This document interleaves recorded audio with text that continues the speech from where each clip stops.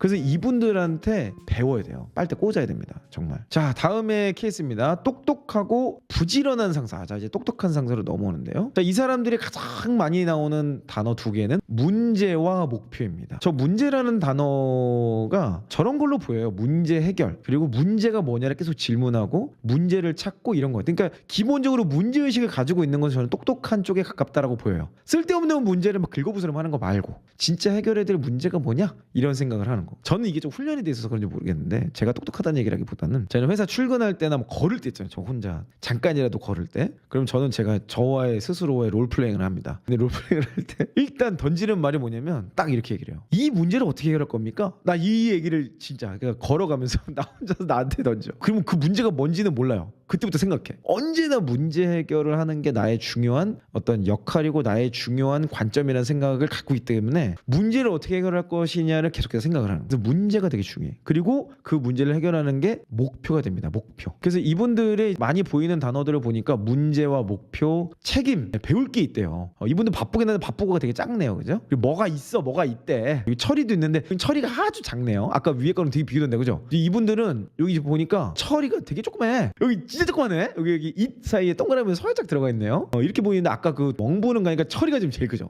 처리가 항상 하는 말이 저거라는 거야. 근데 이분들은 처리가 아주 조그맣게. 그러니까 일을 처리는 당연히 하겠지만 처리의 내용과 아마 문제 해결, 여기 해결이라는 단어들도 보이고 그리고 분위기를 중요하게 생각하는 것도 있는 것 같고요. 아쉬움도 뭐 당연히 있겠죠. 그리고 피드백을 잘 하나 봅니다. 뭐가 없는데 이거 그 내용까지는 잘 모르겠고요. 책임에 대한 성과 이런 이야기들도 많이 보이네요. 사람 여기도 똑같이 사람이 나옵니다. 사람 옆에 지금 보이는 단어가 승진 그리고 역할 이런 단어들이 같이 보이는 것들을 볼 수 있네요. 맨날 뭐만 생각하나 봐. 맨날 영향력 단어의 좀 결이 다르네요. 그죠? 이런 분들 때문에 퇴사하는 경우가 있습니다. 똑똑하고 부지런한 상사를 쉽게 딱 정리하면 이거예요. 문제에 대한 해결 방안을 제시한대요. 그러니까 아까 그 내용이 나온 거 있죠. 문제를 정의하고 그 문제를 이렇게 해결하자 이런 걸 제시한대요. 그러니까 똑부예요. 똑부. 열심히 일하고 똑똑하게 진단하는 거죠. 그리고 전체적인 프로세스를 파악한대. 일단 전체를 보는 눈이 있어요. 시야가 넓다는 얘기죠. 시야가 넓으니까 할 일도 많이 보여. 그리고 할 일 많은 것들 다 한 방에 하는 게 아니라 그중에 가장 핵심이 되는 요소가 뭔지를 분석해서 거기에 집중하는 것들을 할 수 있죠. 많은 일을 처리한대요. 많은 일을 처리하는데 중요한 건 여기는 뒤입니다. 목표를 달성한다. 아까 위에와 좀 많이 다르죠. 위에서는 일단 조급해. 언제나 바빠. 막 이런 거였어요. 단어가 완전히 다른 형태로 풀어지는 모습을 볼 수 있죠. 근데 똑똑하고 부지런한 상사 유형이 보통은 어느 레벨에 해당이 되냐면 갓 승진을 한, 갓 발탁이 된 의욕과 에너지와 아이디어가 넘치는 젊은 리더십의 경우에 대부분 여기에 해당됩니다. 똑똑하고 부지런합니다. 그래서 젊은 이 상사들로 요즘 막 발탁들이 마구 일어나잖아요. 요즘 대기업들도 대표이사를 40대로 막 발탁하고 50대 나이 있어야 50대로 발탁하고 막 그러잖아요. 그런 일들이 막 일어나는 게 에너지가 필요한 거야 지금. 그냥 뭐 완전 사근무처럼 뭐 쑥 누르면 쑥 들어가고 야 이거 한번 해볼 수 있겠나 막 그랬는데 뭐 이런 반응이 있잖아요. 그걸 이제 애늙은이라고 합니다. 애늙은이. 이렇게 되면은 사실 뭐 애늙은이라고 진짜 늙으신 분이 있어. 진짜 늙을 수 있어 진짜. 근데 나이와 상관없이 되게 젊은 사람들이 보통 에너지가 있어요. 에너지가 있어. 그래서 그렇지 젊은 상무님, 젊은 팀장님, 젊은 본부장님, 젊은 임원들이 대부분 여기 해당됩니다. 똑똑하고 부지런해. 근데 이 다음 단계가 똑개거든요. 똑개는 처음부터 그런 사람이 있지는 않아요. 똑부에서 노련함과 맥락에 대한 패턴이 증가하면 안 해도 될 일이 뭔지를 보는 눈이 생깁니다. 그때 똑개가 되는 거예요. 결론을 얘기하면 똑개랑 일하시는 분들은 무조건 빨대 꽂아야 돼. 무조건 빨대 꽂고 그분들한테 배워야 돼. 자, 그렇죠. 똑부들은 반대로 성격이 허덜덜한 경우가 있죠. 맞습니다. 연륜이 없는 거예요. 그래서 성질이 지랄 같은 경우가 있어. 그런 그지 같은 경우가 있어요. 근데 그런 분들은요. 시간이 지나면 아까 위에 있었던 멍게로 바뀝니다. 이 똑똑함이 어느 순간에 안 먹혀요. 왜 그렇죠? 상사기 때문에 그래요. 이분들은 상사거든요. 아니 그지 같은 상사랑 여러분들 오래 일할 수 있어요? 그지같이 말을 해도 뭐 되게 차가운 느낌 그리고 막 막말하고 막 이런 상사들도요. 가까이서 1대1로 만나보면 되게 따뜻한 경우가 있어요. 와 되게 사람이네? 막 이런 느낌 드는 경우가 있어요. 저도 그런 경우 여러 번 해봤는데 그런 것 때문에 같이 오래 지낼 수 있는 거예요. 인간적인 무언가가 있는 거야. 배울 게 있고 함께하고 싶고 그런 게 있어. 그러니까 버틸 수가 있는 거예요. 근데 진짜 성격이 그지 같잖아요. 그러면 아까 제가 얘기했죠. 사람들이 떠나기 시작합니다. 함께 일하는 상사와 떠나기 시작해요. 그러면 언젠가부터는 조직도 판단을 하는 거야. 아, 이 사람은 사람을 이끌 수 있는 아직 이게 없구나. 그러면 점점 이 규모가 작아져요. 어쩔 수가 없어요. 그게 그 사람을 보호하는 좋은 방법이고, 그 사람의 역할에서 역량을 한계를 지어줌으로써 그 안에서는 신나게 또는 성과를 낼 수 있는 사람이기 때문에 그런 식으로 조직이 변경을 하게 되죠. 근데 본인이 그거를 피드백하고 개선을 하지 않으면 아까 말했던 멍개나 멍부로 이제 넘어가게 되는 거예요. 똑부 상사를 했다고 계속 똑부는 아니에요. 뭐 그런 사람들 간혹 있습니다. 제 주변에도 제가 본 분들 중에도 와, 저분은 아직까지 저러고 사네 뭐 이런 그런 경우가 있어요. 그런 경우도 아주 희소하지만 있어. 근데 많은 경우의 수가 워크홀릭으로 빠지는 경우도 좀 있습니다. 그래서 일하는 것 자체에서 의미를 찾고 이 부지런함에 대해서 우리가 잘 생각해 볼 필요가 있어요. 그래서 똑똑하고 게으른 것이 언제나 좋다. 그리고 똑똑하고 부지런하기 때문에 보통은 제가 젊다 그랬잖아요. 젊고 연륜이 없기 때문에 보통은 2단계에서 마이크로 매니지먼트를 들어갑니다. 근데 그건 어쩔 수가 없어요. 왜냐면 자기는 똑똑해. 그리고 뭘 해야 되는지도 보고 전체에 대한 프로세스도 보고 있고 문제 해결도 제시를 했어. 근데 말귀를 못 알아듣고 답답해. 그러니까 어떤 현상이 생겨요?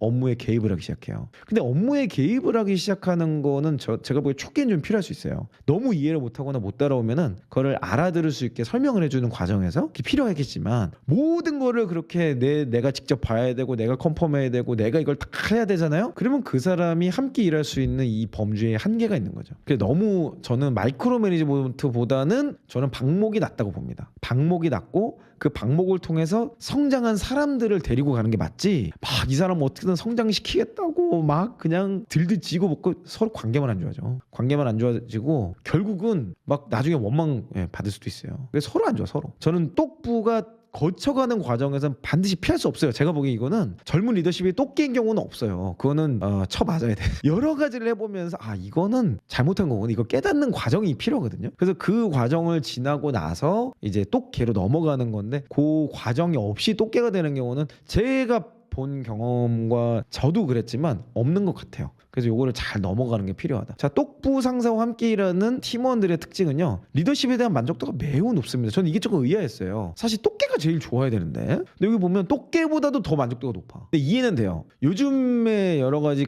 현상들을 보면 이렇게 해석할 수 있을 것 같긴 해. 나보다 일을 더 열심히 해주니까 내 일을 좀 가져가주는 상사를 일을 시켜먹는 놈들이 있어요. 놈들이라고 해요. 하여튼 그런 분들이 계셔요. 그런 분들 입장에서는 상사가 똑 보면 좋겠지 뭐. 그잖아. 이게 뭐 이것도 어렵고 뭐 저렇고 얘기해서 결국은 상사가 그 일을 가져가게 만드는, 본인이 인지했건 아니건 의도했건 아니건 간에 좀 그렇게 하는 그런 게 좀 있는 것 같아요. 뭐 그래서 그런 거가 아닐까 생각이 드는데, 그리고 좀 든든하지. 아무래도 똑 보면은 책임을 다 져주거든 대부분. 물론 똑개도 책임을 집니다. 똑개 상사도 책임을 져주지만 사실은 상사의 문제가 아니라는 걸 본인도 알고 상사도 알아요. 왜냐면 충분하게 가이드 줬고 충분하게 기준과 자율권까지 줬거든. 상사 입장에서 상사 책임이 아닌 거죠, 어떻게 보면. 근데 상사는 광의적 책임을 지는 거죠. 그러면 상사는 결국 그거야. 아, 내가 책임을 지는데 내가 책임져야 될 내용은 너에게 이 일을 맡기면 안 되는데 맡긴 내 잘못이다, 이렇게 가는 거예요. 보통 똑개는 결론은 그렇게 갑니다. 모든 책임은 상사가 질 수밖에 없어요. 결국은 부하 직원이 지는 책임이란 건 없어요. 그치만 지식 근로자이기 때문에 내가 맡은 일에 책임을 진다, 이렇게 해석을 하는 거죠. 그러니까 이제 에이스라고 표현을 하는 겁니다. 그래서 어쨌든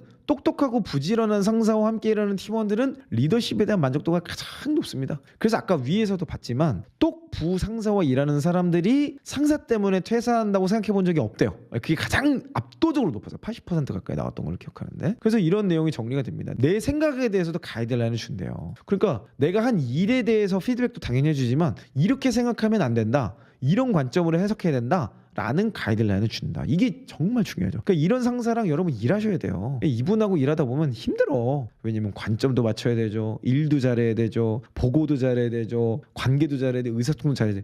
해야 될 게 많아. 그리고 이분들이 기준이 높아요.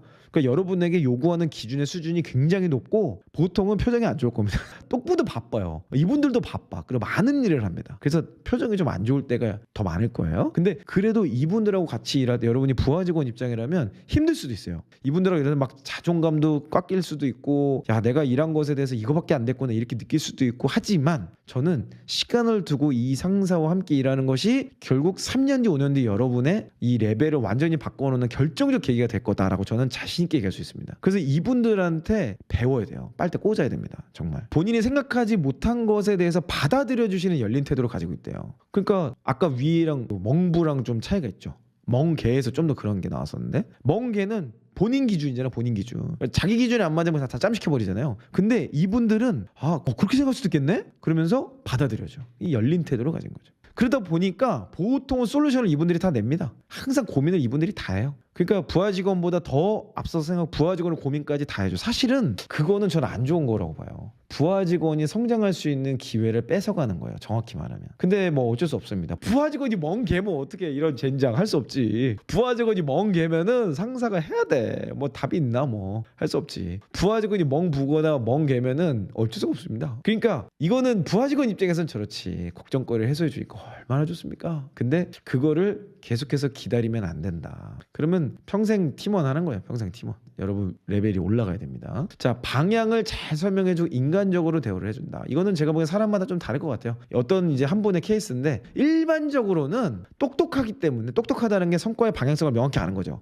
성과의 방향성을 알고 어떻게 일해야 되는지 정확하게 제시해주기 때문에 인간적으로 싸우고 자시고할 필요가 없어요. 이 인간적으로 대우가 안 되는 경우가 보통 위거든요. 멍게 멍부인데 거기는 왜 그러냐? 멍게는 자기 기준만 주구장창 팀원이 아무리 옳은 소리를 해도 권위 도전으로 받아들여요. 네가 감히 나한테 반기를? 막 이러면서 그런 경우가 많죠. 근데 똑똑하고 부지런한 상사는 일단 일하는 방식을 알고, 똑똑하다는 것 자체에 이미 겸손함이 좀 들어가 있어요. 내 생각이 틀릴 수도 있다라는 가능성을 가지고 그 맥락 안에서 부하 직원과도 그렇게 일하는 거예요.